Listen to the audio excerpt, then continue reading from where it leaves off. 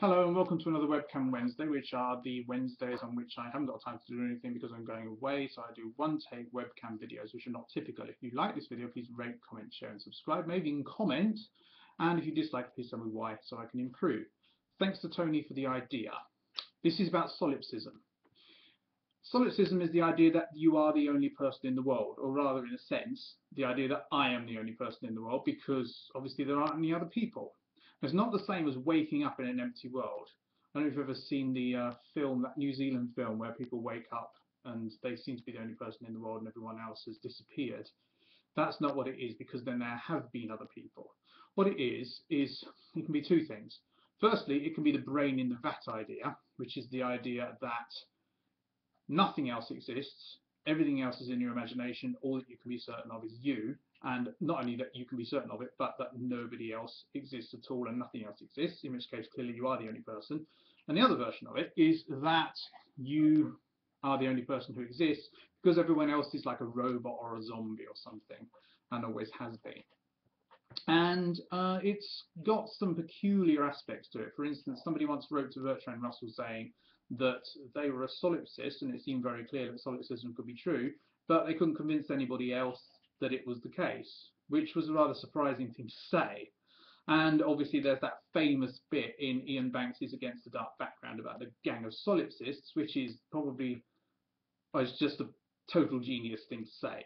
Anyway, so you won't find it advocated, mainly because if you did have somebody who seriously believed in it, they wouldn't bother to try and convince anybody else because they wouldn't believe in other people. So I suspect that there probably are solipsists in the world, but these solipsists are either rather isolated or they are perhaps under the care of sort of mental hospitals or something like that. And of course it is famously claimed that autistics lack a theory of mind, but I don't think it's that simple. Another approach you can take is methodological solipsism, which is what Descartes took, which is to doubt everything until you have a firm foundation on which you can be certain of, and then you extend that foundation, in his case via the ontological argument, unfortunately, to show that the rest of the world exists. One of the things you can do with solipsism is you can look at it as a variety of scepticism, where on the one hand, you've got solipsism doubting the existence of other minds, and on the other hand, you've got behaviourism doubting the existence of internal mental states. And there may not be any particular reason for choosing between the two of those, so sort of the question is it a rather arbitrary thing to say, I doubt that other people exist, or there are no other people, in the same way as it might be arbitrarily weird to say, there are no mental states. So there's no choice particularly between the two. The approach taken in continental philosophy is quite interesting, because what happens there is that it tends to be regarded either as irrelevant or a scandal because of, for example, Sartre's view of the look, which is that you are spying on someone and you hear something behind you and you realise that there is another person looking at you, and in a moment like that there isn't really any doubt in your mind that there are other minds. And that's fairly typical of the approach taken by continental philosophy. I think there are various ways of attempting to solve this.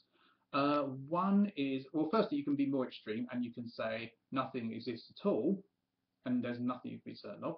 There's also Protagoras, that's Protagoras' approach, who was reduced to wagging his finger because he vowed never to say anything that he wasn't certain of. The usual attempt that most people take is analogy. That is, I behave in a certain way, I have a mind, therefore these other things in the universe that behave in that way also have minds. The trouble with that in general is that it's only one example. The only example you actually have access to is yourself, your own mind. So why are you assuming that just because there is this one example of consciousness that all these other consciousnesses exist? It's just one example. It doesn't really work as induction, and induction is in any case open to doubt.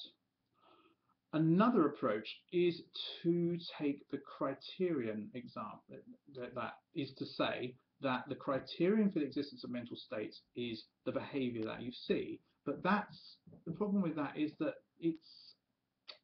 people do actually deceive. You yourself deceive others, or you act in a way that behaviour will of other objects in the universe will sort of perhaps be to your advantage because of false beliefs, I suppose I'm going to have to say, but in fact they're not mental states, so that's not working. And so that, so that doesn't really work either. Another one is that there's a theory of mind, a theory of other minds, and it's a sort of scientific theory that's not corroborated but not falsified, I suppose. There's also the feminist claim that women automatically feel at one with others while men don't. I think that's probably a bit of a weird thing to do, but I do think, because I think that's peculiar. I mean, you're not going to say that there's this hard and fast division between the gender and women somehow have a privileged knowledge that there is another mind, there are other minds, and that men are in a cul-de-sac as far as that's concerned. So I think that's a bit peculiar, but you could actually say some people in that situation. And of course, the existence of empathy strongly suggests that we do in fact all assume that there are other people. You could even go further and say that there are no minds, that consciousness is an illusion, although it's not clear why it would be an illusion, what would the illusion, who would be having that illusion, and so on. And another way to approach it is to say that others are required for us to perceive ourselves, i.e. that thought depends on signs, and that this complex of thoughts and signs and network is actually what consciousness is, so it's outside. And so that's what it all amounts to, and I've gone on for too long this time, so I shall see you tomorrow.